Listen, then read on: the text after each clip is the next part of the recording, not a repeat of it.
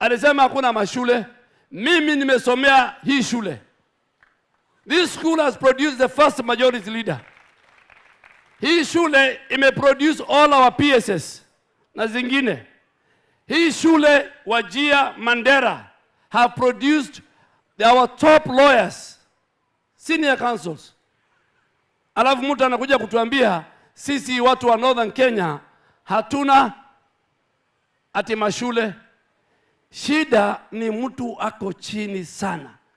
I listened to you when you say some people, their intellectual capacity is very low. And whoever drafted that statement for my old friend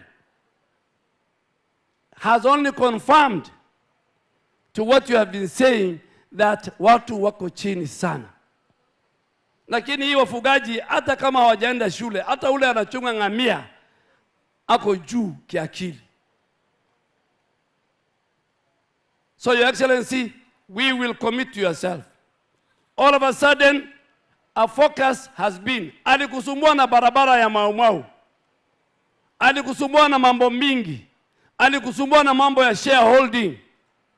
Sasa wakati ulikuwa unasema Luo Nyanza should not be given anything, Northeastern, they should not see any position, any development, Coast Region should not see anything. Sasa all of a sudden, mtu ya shareholding amekuwa ni mtu wa kutuambia sisi. Tunamwambia akwende kabisa. Na wewe akili yako ni chini sana.